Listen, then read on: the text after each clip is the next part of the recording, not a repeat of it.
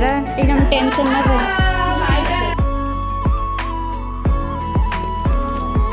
बिस्तारै बिस्तारै बिस्तारै नानीहरुको त थाक्छ त अहिले भनेर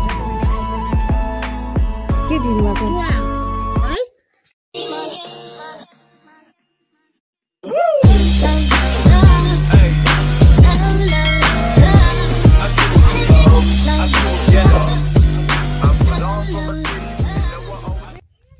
hello everyone, welcome back to my channel again मेघना ब्लग। सो साथीहरू, तपाईहरु सन्चै सुस्तै हुन्छ होला भनेको आजको साथमा आज मैले नयाँ भिडियो स्टार्ट गरेको। अन्त अहिले चाहिँ म चाहिँ दोकान जाँदैछु हैन। अन्त नाइसालाई चाहिँ हातखुट्टा धोइदिउँ भनेर। अन्त आज चाहिँ नाइसाको चाहिँ 18 महिनाको चाहिँ भ्याक्सिन छ नि त, त्यही भएर चाहिँ नाइसालाई हातखुट्टा सुत्ता धोइदिएर चाहिँ लैजाउँ भनेर चाहिँ साबुन ल्याउनु जाँदैछु। अन्त नुहाइदिउँ भनेको थिएँ, फेरि नुहायो भने फेरि ज्वरो आयो भने है, त्यही माथि भ्याक्सिन छ। अन्त फेरि ज्वरो आयो भने भनेर चाहिँ मैले आज हातखुट्टा धोइदिन्छु भनेर साबुनहरू पनि छैन त, अन्त साबुन ल्याउनु जाँदैछु। नानी त आज ज्वरो आउँछ होला, टेन्सन लागिरहेछ। अब त नाइसाले चाहिँ हातखुट्टा धोइदिनु आँटेको। अन्त चाहिँ अब हातखुट्टा सुत्ता धोएर चाहिँ अब रेडी भएर भेटौँ न ल साथीहरू। के दिनुभएको है? साबुन दिनुभएको र गयो ल हामी, बाई बाई। हजुर लु साथीहरू, अब हामी चाहिँ रेडी भएर गयौँ हो। अन्त हस्पिटल चाहिँ त्यस्तो टाढो छैन, उहीँ तल छ। अन्त मसँग चाहिँ छ आमा जानुभएको, नाइसासँग सक्दैन नि त हो, बोक्नु पर्यो आधी बाटोमा, एक्लै सक्दैन। यत्रो ढिँडी भएको छ है नाइसा, है है हाई भनिदेऊ न, गएको भनिदेऊ न, भ्याक्सिन हाल्नु भनिदेऊ। हजुर हामी चाहिँ तल हस्पिटल पुग्न आँट्यो हो। अन्त नाइसाले चाहिँ मैले बोकिदिएँ त कि रोड देख्यो भने चाहिँ हिँड्नु खोजिहाल्छ कि, अनि हिँड्दैछ भने नाइसा चाहिँ हो छिटो आऊ गाडी आउँदैछ भन्छु। खै यो लुगा चाहिँ फेरि के भयो नाइसाको। ल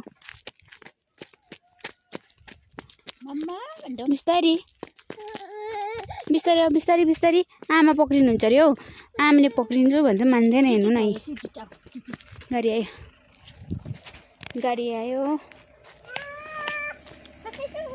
आयो नि त नाइसा, हेर गाडी आयो नि त हो। रोडमा हिँड्नु हुँदैन त्यसरी। अन्त हाम्रो आमा चाहिँ यहाँ मिन्चिकाको क्लिप लगाएर नानी जस्तै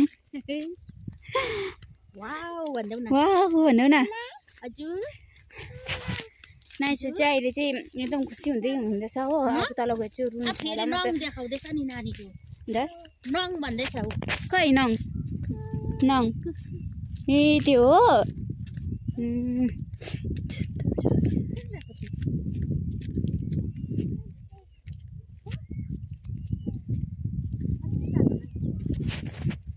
हावा हुँदैछ, म चाहिँ गरमै हुन्छ होला भनेर चाहिँ भेस्ट प्यान्ट लगाएर आयो हो। चिसो जाडो भयो,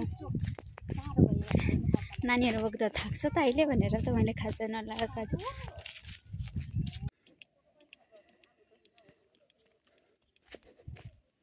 यो चाहिँ हो हस्पिटल होइन। हामी चाहिँ अब हस्पिटल आइपुग्यो। आमाहरू चाहिँ यहाँ तल जानुहुँदैछ नाइसासँग।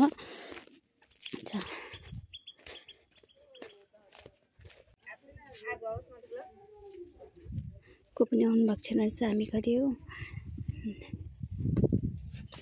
जाऊ ऊपर हिँड्न, जाऊ।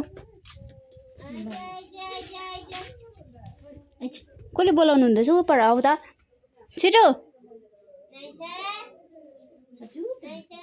नाइसा भन्नुहुँदैछ ऊपरबाट।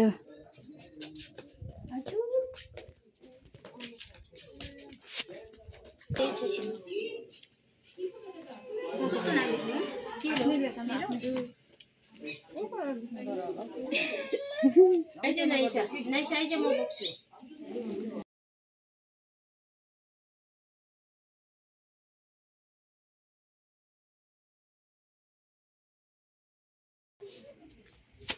भाउजूहरू पनि ठिकै आइपुग्नुपर्छ नानीले लिएर।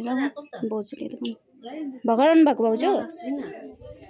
उठ न, मैलै हुन्छ हौ नाइसा। आऊ यता भित्र बहिनी बाकोमा। आके जानु भएन आज? गएन नि आज। हामी चाहिँ यहाँभित्र एकछिन नामले बोलाउँछ ल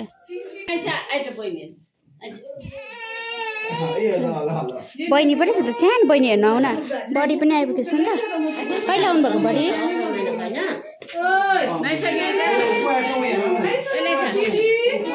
सानो भाइ अम्मो ए बहिनी निमसाङ सेम है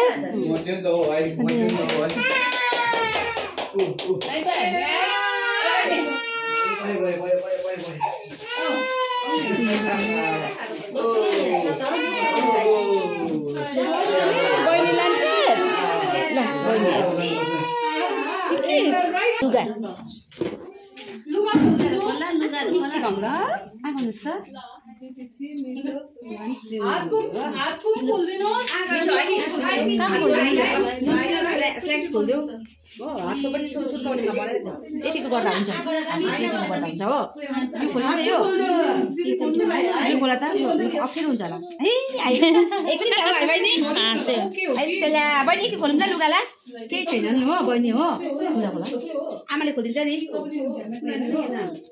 त्यो हाइले पनि खोला ल किनभने मिजाज लगाउनुपर्छ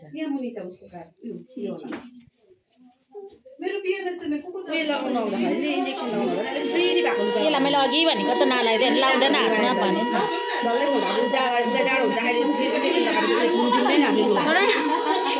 यो खोल्नुपर्छ बाबु यो खोल्नुपर्छ नि ल यो खोल्नुपर्छ ल यो खोल्नुपर्छ नि गान्जी भामाको ल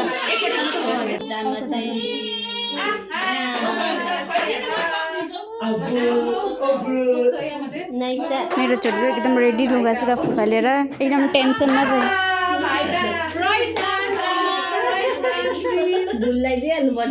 हामी चाहिँ लगाएर पनि घर फर्केको अब हो अनि ठिकै बडी भाउजूहरू पनि रहेछ नि त नानीहरूलाई पनि भेटेँ अन्त हाम्रो नानी चाहिँ यस्तो डरलाग्दो रुको कि फेरि भिडियो गर्नु चाहिँ दिएन त दिँदैन रहेछ नि त जस्तो एलाउड छैन रहेछ त्यही भएर भिडियो गर्नु चाहिँ पाइनँ हो अन्त रुएर चाहिँ मेरो छोरी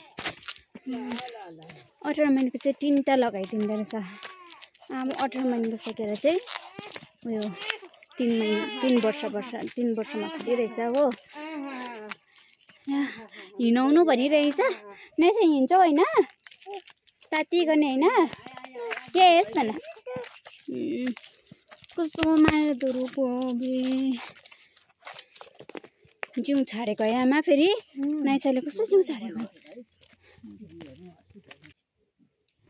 सो साथीहरू हामी चाहिँ अघि घर आइपुग्यो होइन घर आइपुगेर चाहिँ अन्त छिटो नानीहरूलाई चाहिँ खानासाना दिएँ हालेर चाहिँ हामीले नानीलाई दबाई सबै दिएँ चाहिँ सुताउँदैछु नानीलाई हो अन्त त्यो चाहिँ के भन्छ आज चाहिँ फेरि यस्तो लामो बस्नु परेको कि तल चाहिँ अनि अरू बेला चाहिँ हामी अर्कै जग्गा हाल्थ्यो त नाइसाले त भ्याक्सिन अन्त त्यो चाहिँ अर्को जग्गा भन्दा पनि अर्कै जग्गा हाल्थेँ अन्त यहाँ हालेको चाहिँ 2 पल्ट भयो आजले 2 पल्ट भयो नि त अन्त अस्ति एकपल्ट हाल्दाखेरि चाहिँ छिटो नै भएको थियो अनि आज जाँदा चाहिँ हामी एकछिन बस्नु पऱ्यो अन्त त्यहाँबाट हामीले भन्नु भएन अन्त हाम्रो जग्गाको खालि ल्याउँछु नि त भ्याक्सिनको लागि इन्जेक्सनहरू त त्यही भएर चाहिँ ढिलो हुन्छ हो अन्त त्यो चाहिँ अलिक छिटो भनेको चाहिँ हुन्थ्यो भन्नु त हामीले भनेको थिएँ होइन तर मैले जुन चाहिँ आन्टीलाई भनेको थिएँ आन्टीले चाहिँ भनिदिनु भएको थिएछ भन्नु चाहिँ के तर अलिकति बुझ्नु भएन रहेछ नि त त्यही भएर चाहिँ उयो गर्नुभएको रहेछ अन्त अलिकति ढिलो भयो हो अन्त त्यसै हामी एकछिन पर्ख्यौँ त्यसपछि